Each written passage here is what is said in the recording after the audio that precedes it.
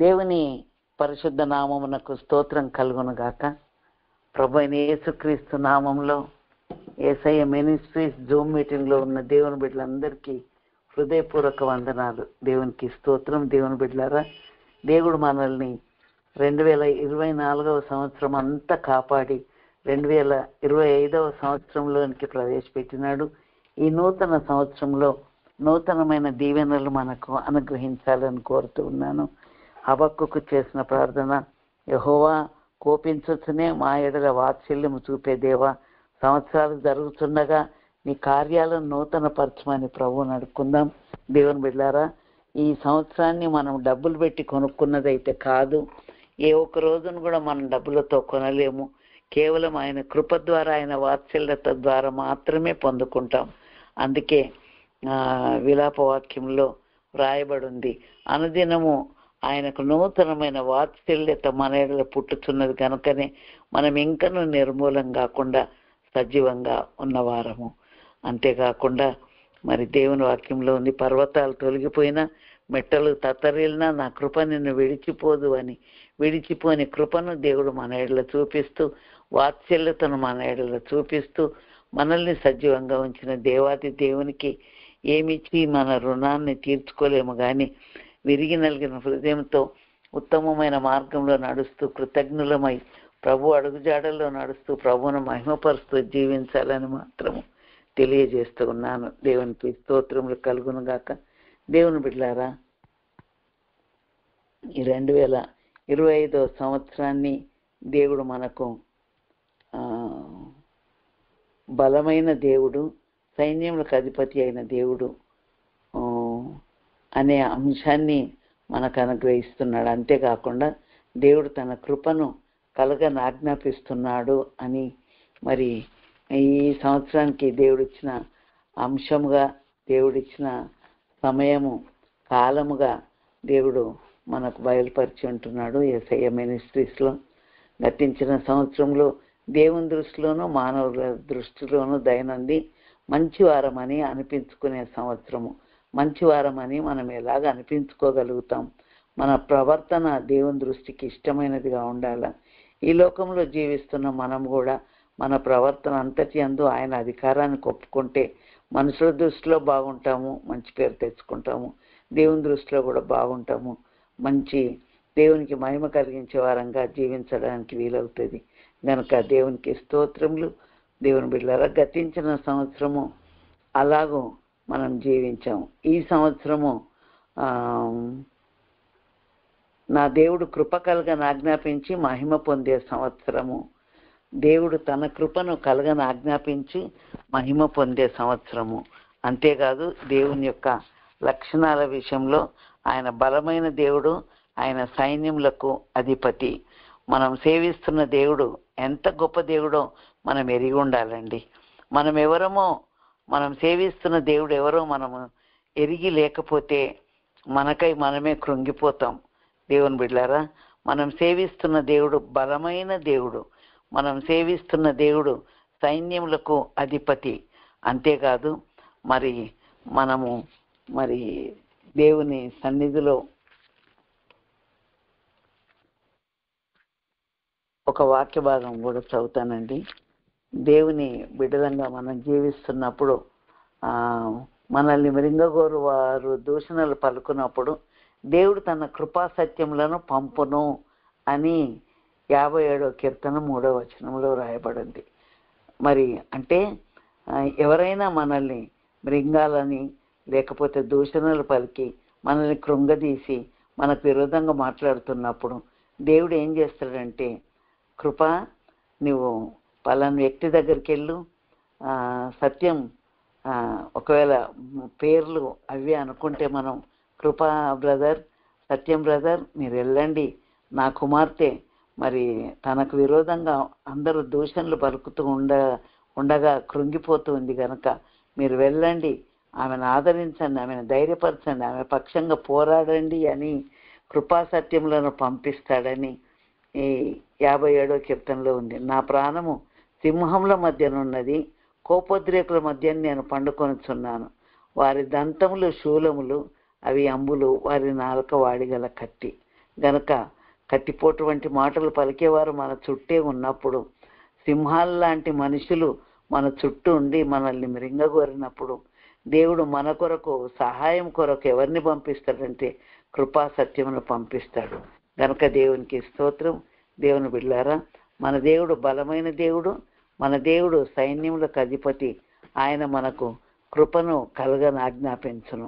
వీటి కొరకు ఒక వాక్య భాగాన్ని మనం చదువుకుందామండి. యెషయా గ్రంథం 41వ అధ్యాయము. యెషయా గ్రంథం 41, 9, 10 వచనాలు ఒకసారి చదువుకుందాం.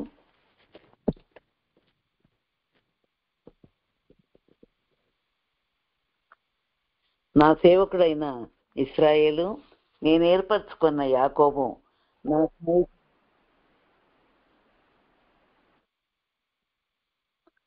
నా స్నేహితుడైన అబ్రహాము సంతానమా, బూదిగంతం నుండి నేను పట్టుకొని దాని కొన్నల నుండి పిలుచుకున్నవాడా, నీవు నా దాసుడవనియు నేను నిన్ను ఉపేక్షింపక ఏర్పరచుకుంటున్నానియు నేను నీతో చెప్పి ఉన్నాను. నీకు తోడై ఉన్నాను.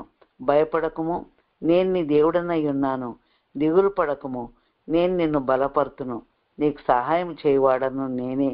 నీతి అను నా దక్షిణ హస్తంతో నిన్ను ఆదుకొందును అని మరి దేవుని జనాంగమైన ఇశ్రాయేలు ప్రజల కొరకు దేవుడి మాట పలుకుతూ ఉన్నాడు. దేవుని బిడ్డారా, మన పితరుడైన అబ్రహాము సంతానము, అబ్రహాము ఇస్సాకును కనెను, ఇస్సాకు యాకోబును కనెను, యాకోబు యూదాను అతని అన్నదమ్ములను కనెను అని మరి మత్తయి సువార్త 1వ అధ్యాయంలో యేసుక్రీస్తు వంశావళి రాయబడి ఉంటుంది.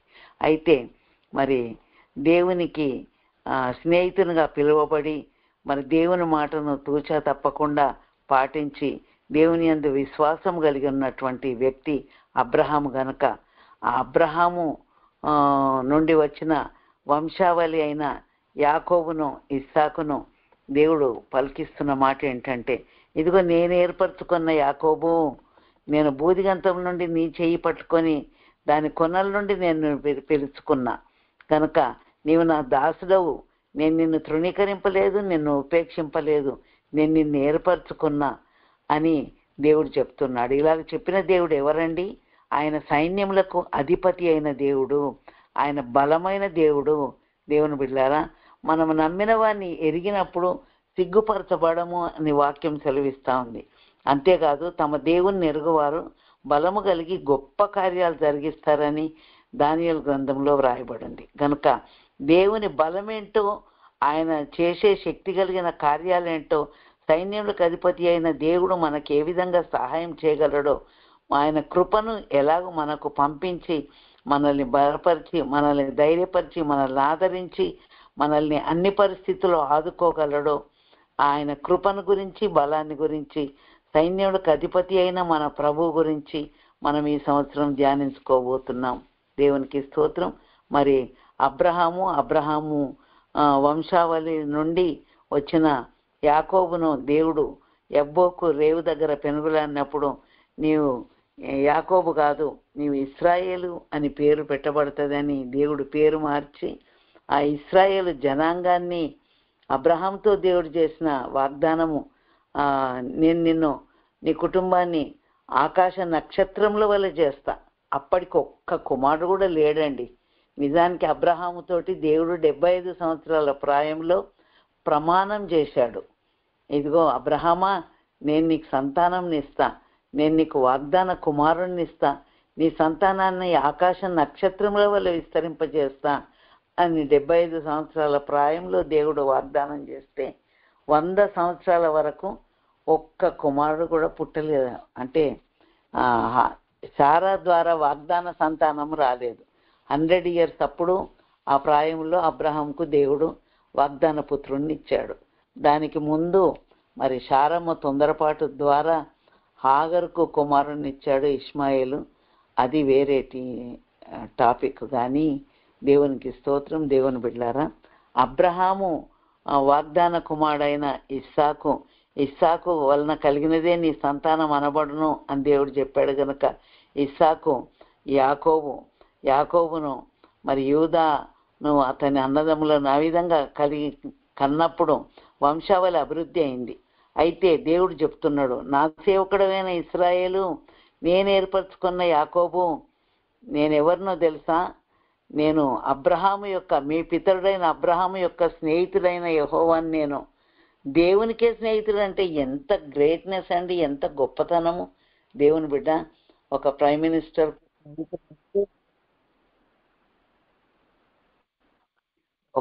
మినిస్టర్ కు స్నేహితుడు అని అంటే వారిని ఎంతో ఘనంగా ఎంచుతాం మనం. ఒక అధికారికి స్నేహితుడు అన్నప్పుడు ఘనంగా ఎంచుతాం. కానీ దేవుని బిడ్డ, మరి దేవాది దేవుడే అబ్రహాంకు స్నేహితుడైండు. ఎందుకైండు? అబ్రహాము విశ్వసించాడు, అబ్రహాము దేవుని మాటకు లోబడినాడు, తూచా తప్పకుండా పాటించినాడు. గనుకనే ఆయన మరి దేవునికి నమ్మకమైన పాత్రుడుగా జీవించాడు. కనుకనే దేవుని యొక్క బలమంతటిని అబ్రహాంకు చూపించాడు. దేవుని యొక్క వాగ్దానాన్ని అబ్రహాంతో నిబంధన చేసి స్థిరపరిచాడు. గనక దేవునికి స్తోత్రం. మన దేవుడు బలమైన దేవుడు. ఎలాంటి బలమైన దేవుడు? అబ్రహాం విషయంలో మరి తనతో పాటు తన సహోదరుని కుమారుడైన లోతును తీసుకొని వెళ్ళాడు దేవుడు చూపించే దేశానికి. బయలుదేరి వెళ్ళినప్పుడు కొంతకాలమైన తర్వాత లోతు వివాహం అయిపోయి లోతుకి 2 బిడ్డలు కలిగిన తర్వాత ఆ లోతు కుటుంబము అబ్రహామును వదిలిపెట్టి సొదొమ గొమొర్రాకు వెళ్ళిపోయారు. అది పచ్చగా ఉందని చెప్పి అక్కడికి వెళ్ళిపోయిన తర్వాత ఆ సొదొమలో నివసిస్తున్నప్పుడు ఆ సొదొమ రాజు ఆ విధంగా గొమొర్రా రాజు, సొదొమ రాజు, వాళ్ళు 5 రాజులు మరి 4 రాజులతో సిద్దిము లోయలో ఉన్నటువంటి రాజులతో మరి వారు యుద్ధం చేయాల్సిన పరిస్థితి వచ్చింది. అయితే దేవునికి స్తోత్రం. దేవుని బిడ్డలారా, 5 రాజులు, సొదొమ రాజు, గొమొర్రా రాజు, ఇది ఆదికాండం 14వ అధ్యాయంలో ఉంది. సెబోయిము రాజు, సోయరను రాజు, బెలా రాజు, వీళ్ళ 5 రాజులు ఏలాము రాజైన కదర్లయోమేరు, గొయ్యిల రాజైన తిదాలు, షీనారు రాజైన అమ్రాపేలు, ఎల్లాసార్ రాజైన ఆర్యోకు అనే 4తో 5 రాజులు యుద్ధం చేశారు. మరి ఈ 4 రాజులతో 5 రాజులు అనగా గొమొర్రా రాజు, సొదొమ రాజు వీళ్ళందరూ కలిసి యుద్ధం చేసినా కూడా మరి వాళ్ళు పారిపోయారు.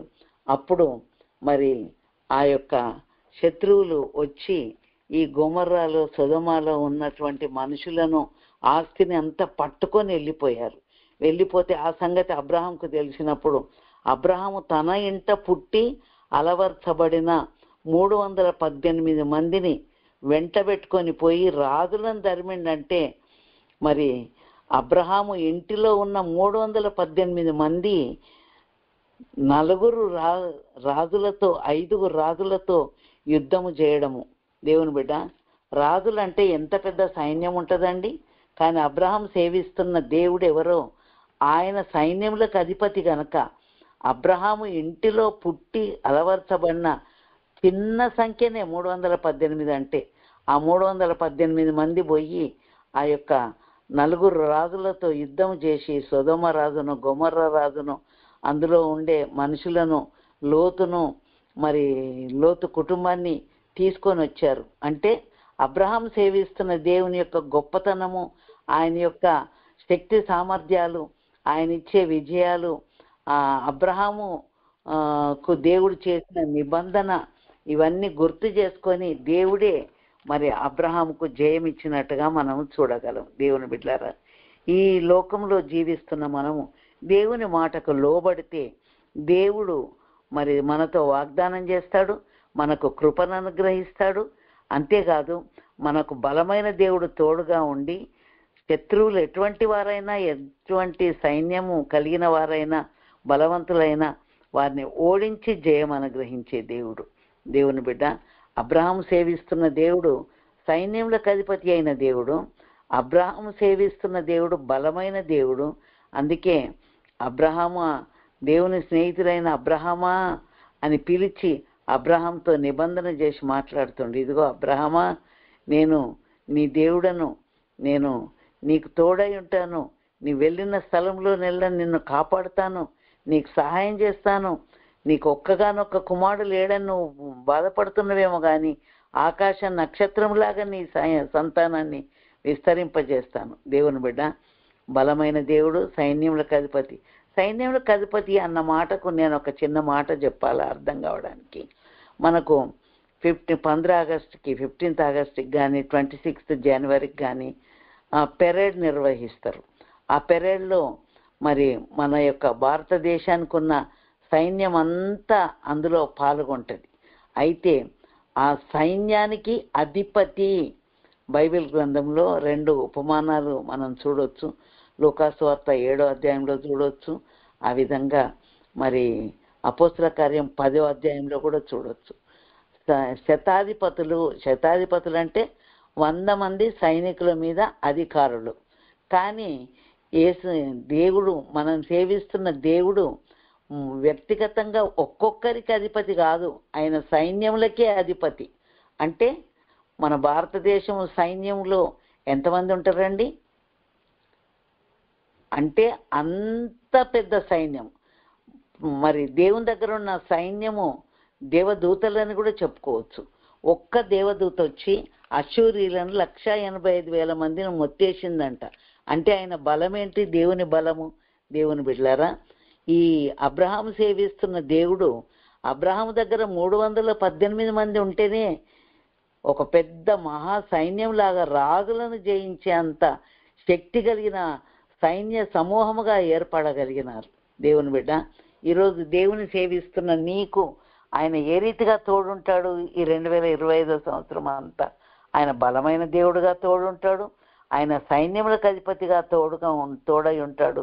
అంతేకాదు, మనకు సహాయం కొరకు ఆయన కృపను మన కొరకు పంపించే దేవుడై ఉంటున్నాడు. దేవునికి స్తోత్రం. దేవుని బిడ్డలారా, మనము సేవిస్తున్న దేవుని యొక్క శక్తిని మనం ఎరుగున్నప్పుడు నిశ్చింతగా ధైర్యంగా ఉండగలుగుతాం. ఏం పర్వాలేదులే, నేను సేవిస్తున్న దేవుడు అంతా ఆయన్నే చూసుకుంటాడు. అబ్రహాము నిజంగా ఎంత నిశ్చింత కలిగి ఉన్నాడంటే ఆయన విశ్వాసం కలిగిన వాడు కదా.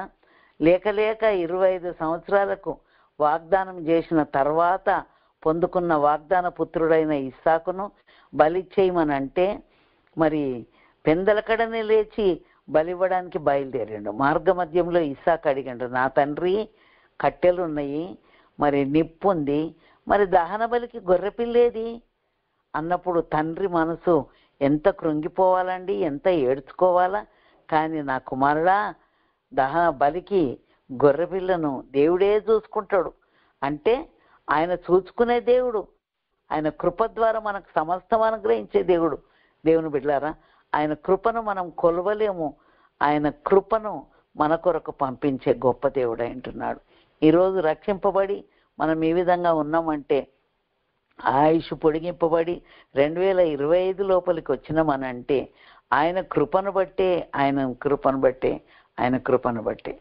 అపోస్తలుడైన పౌలు జీవితంలో ఒక ముళ్ళుండి ఆ ముళ్ళు ద్వారా ఆయన ఎంతో బాధపడుతూ ముమ్మారు వేడుకున్నాడట, ప్రభువా, నాకు ఎలాగైనా ఈ ముళ్ళు నుండి విడుదల దయచేయని వేడుకుంటే దేవుడు అన్నాడంట, నా కృప నీకు చాలు అన్నాడంట. కనుక దేవునికి స్తోత్రం. దేవుని బిడ్డలారా, మన ప్రభువు మనకు కృపను పంపిస్తాడండి. ఆ కృప అన్నిటికీ సరిపోతుంది. మీరు ఒకప్పుడు వీసా కార్డు వచ్చినప్పుడు అడ్వర్టైజ్లో సచిన్ టెండూల్కర్ ఇలాగ చూపించేది, ప్రపంచంలో ఏ దేశంలో అయినా షాపింగ్ చేసుకోవచ్చు గనక ఈ వీసా కార్డు మీ దగ్గర ఉంటే చాలు, ఎలాంటి వ్యాపార లావాదేవీలైనా చేసుకోవచ్చు, ఎంతటి అమౌంట్ అయినా ఈ కార్డు మీద మీరు చేసుకోవచ్చు అని అలాంటి కార్డు, ఆ యొక్క కార్డు లక్షణాలు, ఆ పవర్ని ఎంతో అడ్వర్టైజ్ రూపకంగా మనకు చూపించేది. దేవుని బిడ్డలారా, దేవుడు మనకు కృపను పంపిస్తాడండి. కృపా సత్యములను మన కొరకు పంపిస్తాడు. మనల్ని దూషించేవారు, మనల్ని మృంగగోరువారు దూషణలు పలుకుతున్నప్పుడు, ఇదిగో నా బిడ్డలకు విరోధంగా లేచిన వారి నోరు మూపియమని ఎవరినో పంపించాడు, కానీ కృపా సత్యమును మన కొరకు పంపిస్తాను అని దేవుడు చెప్తున్నాడు. ఆ కృపా సత్యమును పంపించినప్పుడు వారికి అడ్డు ఏమి లేదు. ఎందుకంటే బలమైన దేవుడు పంపించాడు కదా, సైన్యములకు అధిపతి దేవుడు పంపించాడు కదా.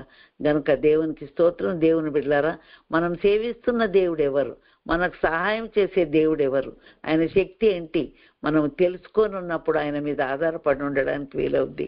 మనం సేవిస్తున్న దేవుడు సైన్యములకు అధిపతి, మనం సేవిస్తున్న దేవుడు బలమైన దేవుడు.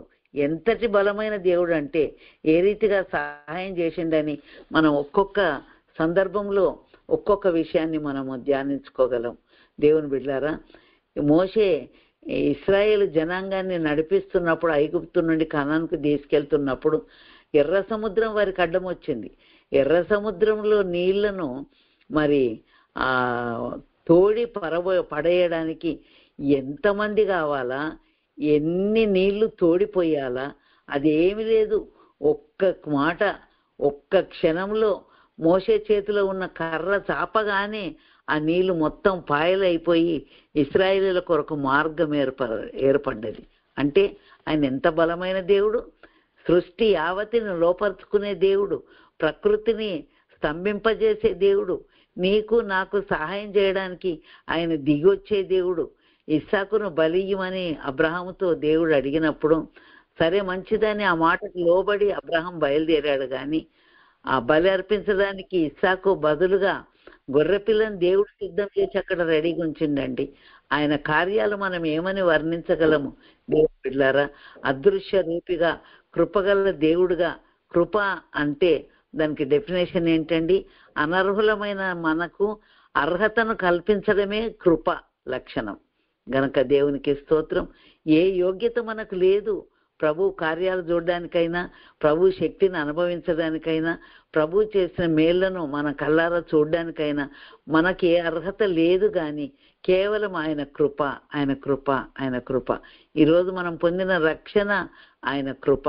మనం ఏమైతే అయ్యున్నామో అది ఆయన కృప. దేవునికి స్తోత్రం. దేవుని బిడ్డ, బలమైన దేవుడు, సైన్యములకు అధిపతి అయిన దేవుడు నీ కొరకు పంపించేది ఏంటి అనంటే కృపను పంపిస్తాడు. ఆ కృప ఎలాంటి కార్యాలైనా చేస్తుంది. ఇశ్రాయేలీల కొరకు దారిని ఏర్పరిచింది. ఇశ్రాయేలీల కొరకు ఆ ఫరో బంధకాల నుండి, ఐగుప్తు చెర నుండి విడిపించింది ఆయన కృపనే, ఆయన మాటనే. గనక ఎవరైతే దేవునికి లోబడి విశ్వసిస్తారో అలాంటి వారికి బలమైన దేవుడుగా, సైన్యములకు అధిపతి అయిన దేవుడుగా ఉండి దేవుడు మనకు సహాయం చేస్తాడు. గనక దేవునికి స్తోత్రం కలుగును గాక. దేవుని బిడ్డలారా, దేవుని బిడ్డలమైన మనము ఆశ్రయిస్తున్న దేవుని యొక్క బలం ఏంటి, ఆయన శక్తి ఏంటి, ఆయన సైన్యములకు అధిపతి, ఆయన మన కొరకు పంపించేది కృప. ఒకవేళ ఆయన మనకు తన స్వభావమును బట్టి ఆయన మనల్ని ఎదుర్కొంటే మనము ఆయన పరిశుద్ధత్వం ముందు నిలవలేము. కానీ మనం అయోగ్యులమైనా కూడా ఆయన కృపను మన కొరకు పంపించాడు. గనక కృపా సత్యములు ఒకదానికొకటి కలుసుకున్నవి, ఒకదానికొకటి ముద్దు పెట్టుకొని ఉన్నవి అని కీర్తనలో వ్రాయబడింది. గనక దేవుడు తన కృపను మన కొరకు పంపిస్తుండు. గనుకనే మనం నిర్మూలం కాకుండా ఆయన బలాన్ని, ఆయన శక్తిని, ఆయన యొక్క గొప్పతనాన్ని చూడగలుగుతున్నాం, అనుభవించగలుగుతున్నాం. గనక దేవుని బిడ్డారా, ఈ 2025వ సంవత్సరం అంతా కూడా దేవుడు మనకు బలమైన దేవుడుగా, కృప కలిగిన దేవుడుగా, సైన్యములకు అధిపతి అయిన దేవుడుగా సహాయము చేసి మన ముందుండి మరి సైన్యములకు అధిపతి అయిన ప్రభువును చూడగానే ఎంతటి దీశాలులైనా పారిపోవాల్సిందే, ఎంతటి ఎర్ర సముద్రమైనా పారిపోవాల్సిందే. బొబ్బలేడు సముద్రమా అడ్డాగింపలేవుగా, విమోచన జనము నిన్ను ఎదిరింపవచ్చెను. యెహోవాకు పాడుడి, యెహోవాను చేరుడి, యెహోవాకు నిత్యము కీర్తనలు పాడుడి. దేవునికి కీర్తనలు పాడి ఆయనను స్తుతించి ఆయన గొప్పతనాన్ని పొగిడి ఆయన నామాన్ని ఉచ్చరించి స్తుతించడము ద్వారా ఆయన గొప్పతనాన్ని మనం అనుభవించగలుగుతాం. ఆయన బలాన్ని బలహీనుడమైన మనయందు ఆయన బలాన్ని దేవుడు మరి చూపెడతాడు. దేవునికి స్తోత్రం. మనం ఎప్పుడు బలహీనమో అప్పుడే బలవంతులము. గనక బలవంతుడైన దేవుడు బలహీనమైన మన దగ్గరికి వస్తే మనం తట్టుకోలేము, కానీ ఆయన కృప ద్వారా వస్తుండు గనక ఆయన ఎంత సైన్యములకు అధిపతి అయినా ఆయన దగ్గర తండ్రి నాయన దేవా అబ్బా అని మొరపెట్టుకునే ఆ గొప్ప అదృష్ట భాగ్యాన్ని మనకి ఇచ్చిండంటే దేవుని బిడ్డలారా, ఆయన సైన్యములకు అధిపతే కావచ్చు, బలమైన దేవుడే కావచ్చు, కానీ నీకు నాకు ఆయన తండ్రి అయిన దేవునికి స్తోత్రం. దేవుని బిడ్డలారా, తండ్రి తన కుమారుల జాలిపడినట్టుగా మన ఏడల జాలిపడే గొప్ప దేవుడు గనుక దేవునికి స్తోత్రములు. దేవుని బిడ్డ, మనము బలమైన దేవుణ్ణి, సైన్యములకు అధిపతి దేవుణ్ణి మన కొరకు మన కార్యాల కొరకు సఫలం చేయడానికి కృపను పంపించే దేవుణ్ణి మనం సేవిస్తున్నాం గనక ఈ 2025 సంవత్సరం అంతా కృపగల దేవుడు మనకు నిత్యము తోడయండి ఆయన మనల్ని నడిపించును గాక. ఆమేన్. దేవుడు మనందరికీ క్షేమాన్ని, ఆయురారోగ్యాన్ని, నెమ్మదిని, సంతోష సమాధానములను బలమైన దేవుడు, సైన్యములకు అధిపతి అయిన దేవుడు తన కృప ద్వారా మనకు అనుగ్రహించి నడిపించును గాక. ఆమేన్. ఒక వాగ్దాన వాక్యం చదువుతానండి. వాగ్దాన వాక్యము 103వ కీర్తన 11వ వచనం. భూమి కంటే ఆకాశము ఎంత ఉన్నతముగా ఉన్నదో ఆయన యందు భయభక్తులు గలవారి ఎడల ఆయన కృప అంత అధికముగా ఉన్నది. అధికమైన కృపను దేవుడు మనకు చూపించే దేవుడు అంటున్నాడు. దేవునికి స్తోత్రములు. దేవుని బిడ్డలారా, మరి దేవుని వాగ్దానము నమ్మదగినది. ఆయన వాగ్దానం చేసి తప్పుటకు నరమాత్రుడు కాదు, ఆయన మాట తప్పే దేవుడు కాదు. గనక ఆయన యందు భయభక్తులు గలవారి ఎడల ఆయన కృప అంత అధికముగా ఉంటుంది. గనక ఈ 2025 సంవత్సరము దేవుడు తన వాగ్దానాన్ని మనకిచ్చి మనల్ని నడిపించును గాక. ఆమేన్. ప్రార్థన చేసుకుందాం. స్తోత్రం నాయన, దయగలిగిన ప్రభా, పరిశుద్ధ ప్రేమ స్వరూపి, నీ పరిశుద్ధ పాదాలకు స్తుతులు, స్తోత్రాలు, వందనాలు చెల్లిస్తున్నాము నాయన. నీవు బలమైన దేవుడవు అయ్యా, నీవు కృపగల దేవుడవు నాయన. నీవు సైన్యములకు అధిపతి అయిన దేవుడవు. సైన్యములకు అధిపతి అయిన దేవుడు నాయన, నీ సైన్యంతో మా మధ్యకు దిగొస్తే మేము ఎదుర్కోలేము, తట్టుకోలేము, కానీ నీ కృపను మాకు అడ్డుంచవు ప్రభా. నీ కృప జాలిగలది నాయన, కనికరం గలది ప్రభా. అనర్హులమైన మమ్మల్ని అర్హులుగా చేసింది నీ కృపనే. నీ కృప ద్వారా మాత్రమే మేము రక్షింపబడ్డాం. కనుక ఈ సంవత్సరం అంతా కూడా నీ కృపను ఆశ్రయిస్తూ నీ బలాన్ని మేము చవిచూస్తూ సైన్యములకు అధిపతి దేవుడు మాకు తోడై ఉన్నాడని నిబ్బరం కలిగి ధైర్యంగా ఉండగలిగే కృపను యేసయ్య మినిస్ట్రీస్లో ఉన్న ప్రతి ఒక్క బిడ్డకు అనుగ్రహించి నడిపించండి నాయన. ఈ పరిచర్యను కొనసాగిస్తున్న శ్రీదేవిని, తన కుటుంబాన్ని, సేవలో సహకరించి పనిచేస్తున్న ప్రతి బిడ్డను, వారి కుటుంబాలను దీవించండి ప్రభా. నాయన, మీరు మాకు ఇచ్చిన ఈ వాగ్దానం కొరకు కూడా వందనాలు చెల్లిస్తూ, ఈ నూతన సంవత్సరాన్ని మాకు ఇచ్చినందుకు వందనాలు చెల్లిస్తూ యేసు నామమున ప్రార్థిస్తూ ఉన్నాను కన్న తండ్రి. ఆమేన్. ఆమేన్.